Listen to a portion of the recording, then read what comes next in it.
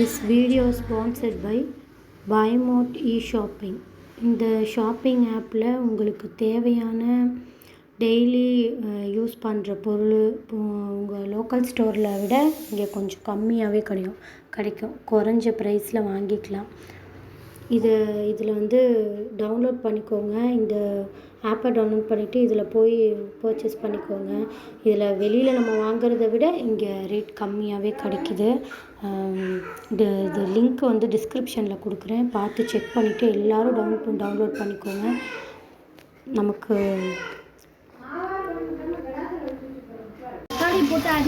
இப்போ நம்ம என்ன பார்க்க போகிறோம்னா மீன் கிரேவி, சிக்கன் கிரேவி பார்த்துருக்கீங்க. மீன் கிரேவி பாருங்கள். இதில் வந்து normal oil plus coconut oil ஊற்றிக்கிட்டு அதில் வெங்காயம், சின்ன வெங்காயம், பெரிய வெங்காயம் ரெண்டுமே எடுத்துக்கோங்க. அதோட இஞ்சி பூண்டு எல்லாத்தையும் சேர்த்து எண்ணெய் காய்ஞ்சது அதில் ஆட் பண்ணிக்கோங்க. நல்லா ஆட் பண்ணி நல்லா வணக்கிக்கோங்க. அந்த பச்சை வாடை போகிற வரைக்கும் வணக்கிக்கோங்க. இப்போ பாருங்கள் நான் எப்படி செய்கிறேன்.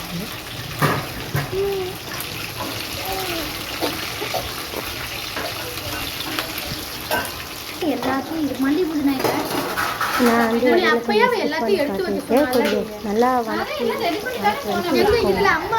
கண்டிப்பாக வந்து கோகோனட் ஆயில் சேர்த்துக்கோங்க. நல்லா வந்துட்டு அது பச்சை வாடை போகிற வரைக்கும் நல்லா வணக்கிக்கோங்க. 2 தக்காளி வந்து எவ்வளோ எந்த அளவுக்கு எடுத்துக்கிறீங்களோ, அரை கிலோ 1 கிலோவோ அந்த மீனை பொறுத்து அந்த அளவுக்கு தக்காளி அரைச்சி வச்சுக்கோங்க. போதுமா? இது கூடவே மல்லி புதினா போட்டு நல்லா புதினா இல்லை தக்காளி மாதிரி அரைச்சி வச்சுக்கோங்க. தக்காளி புதினா எடுத்துக்கோங்க. நல்லா ஃப்ரை பண்ணிக்கோங்க.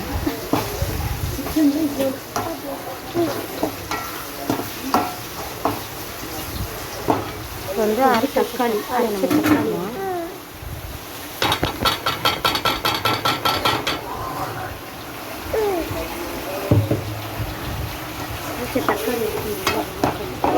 ஊற்றி நல்லா அந்த தக்காளியோட பச்சை வாடை போகிற வரைக்கும் நல்லா வணக்கிக்கோங்க.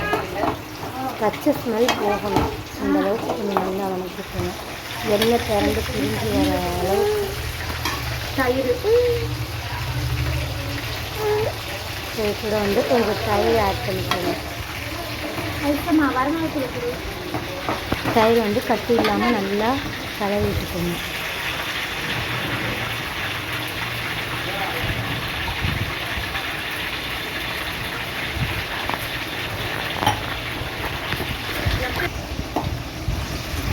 எண்ணெய் தனியாக பிரிஞ்சு வர வரைக்கும் நல்லா அப்படியே வேக விடுங்க. மசாலா வந்ததுக்கப்புறம் நம்ம மிளகாத்தூள் ஆட் பண்ணிக்கலாம். வரமிளகாத்தூள், உப்பு கொஞ்சம் போட்டுக்கலாம். முன்னாடியே உப்பு போடலாம், இப்போதைக்கு தேவையான அளவு போட்டுக்கோங்க. போட்டுட்டு பத்தாவது வச்சு அப்புறம் வரமிளகாத்தூள். நான் வந்து சீரகத்தூள், மல்லித்தூள், வரமிளகாத்தூள் எல்லாம் போடணும். நான் இப்போ கொஞ்சோண்டு உப்பு முன்னாடியே போட்டுக்கிட்டேன். கொஞ்சம் சீரகத்தூளும் போட்டுக்கிட்டேன். மிளகுத்தூள் கொஞ்சம் போட்டுக்கோங்க. இந்த 4 ஒரே தடவையாக நீங்கள் போட்டு நல்லா எண்ணெய் பிரிஞ்சு நல்லா போட்டு வணக்கி கிரேவி கன்சிஸ்டன்சிக்கு வந்ததுக்கப்புறம் உப்பு மிளகா எல்லாமே கரெக்டாக இருக்கான்னு பார்த்துக்கோங்க. பார்த்துட்டு பத்தாவது திரும்ப போட்டுக்கோங்க. அந்த பச்சை வாடை போகணும். நம்ம வந்து வாயில் வச்சு பார்த்தோம்னா ஒரு கசப்பு தன்மை மாதிரி இருக்கும். அது இல்லாமல் மசாலா நல்லா வெந்து வந்திருக்குன்னு அர்த்தம். எண்ணெய் பிரிஞ்சு வர அளவுக்கு வேகணும் மசாலா. மிளகு சேர்த்துக்கோங்க. மிளகு சேர்த்துக்கோங்க. நான் முன்னாடியே போட்டுட்டேன், இருந்தாலும் கொஞ்சம் பத்தாதுக்கு போட்டுக்கோங்க. நீங்கள் உங்களுக்கு எவ்வளோ வேணுங்கிற அளவு தெரியும்னா அப்படியே ஃபஸ்ட்டே போட்டுக்கலாம். இதில் கொஞ்சம் தண்ணி சேர்த்துக்கோங்க. கொஞ்சம் தண்ணி வாட்டர் மிக்ஸ் பண்ணிக்கோங்க. ஏன்னா அடி பிடிச்சிடும் மசாலா. கொஞ்சம் அடி பிடிக்கிற மாதிரி இருந்துச்சுன்னா கொஞ்சம் வாட்டர் மிக்ஸ் பண்ணிக்கோங்க. இந்த சட்டி எனக்கு பிடிச்சிட்டு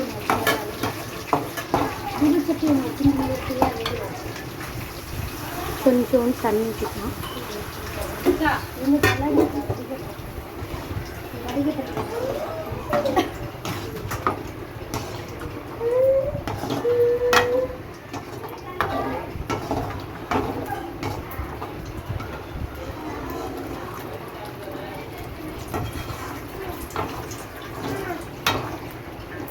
நல்லா கிரேவி கன்சிஸ்டன்சிக்கு வந்துருச்சு.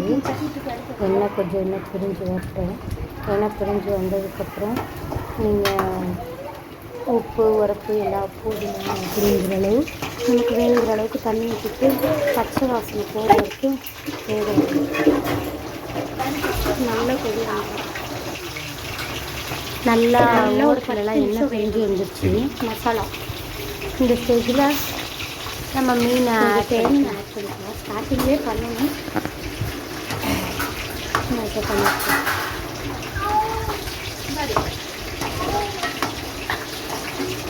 இந்த மாதிரி நல்லா கிரேவியாக வரணும்.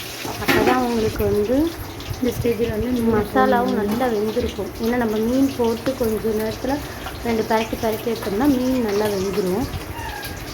அப்போ தான் உங்களுக்கு அந்த மசாலாவும் நல்லா வெந்திருந்தால் தான் சாப்பிட நல்லாயிருக்கும். நல்லா மீனை ஆட் பண்ணி லோ ஃப்ளேமில் வச்சுக்கோங்க. லோ ஃப்ளேமில் ஒரு 10 நிமிஷம் வச்சுருந்துடலாம். மூடிட்டு கொஞ்சம் நேரம் ஒரு 5 மினிட்ஸ்க்கு அப்புறம் எடுத்து திருப்பி போட்டுக்கோங்க. திருப்பி போட்டு அதே மாதிரி லோ ஃப்ளேம்லேயே வச்சுக்கோங்க. மூடி எடுத்திங்கன்னா நல்லா மீன் வெந்து. இந்த மசாலா எல்லாத்தையுமே இந்த மீன் மேலே போட்டுக்கோங்க.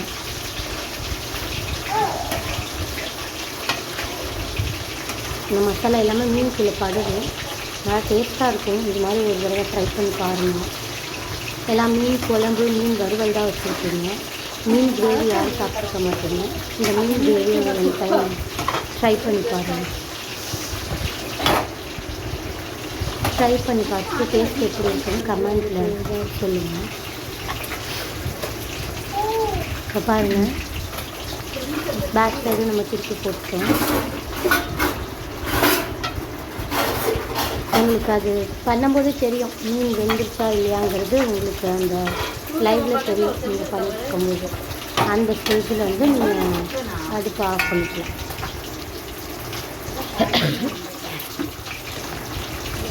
கடைசியில் கொஞ்சம் கொத்தமல்லி தலை புதினா போட்டுக்கோங்க. சாப்பாடு வச்சுட்டு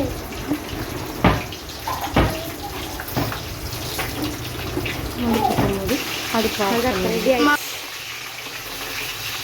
மீன் வந்துருக்கு மாதிரி ஃபஸ்ட் ஸ்டவ் ஆஃப் பண்ணிடலாம்.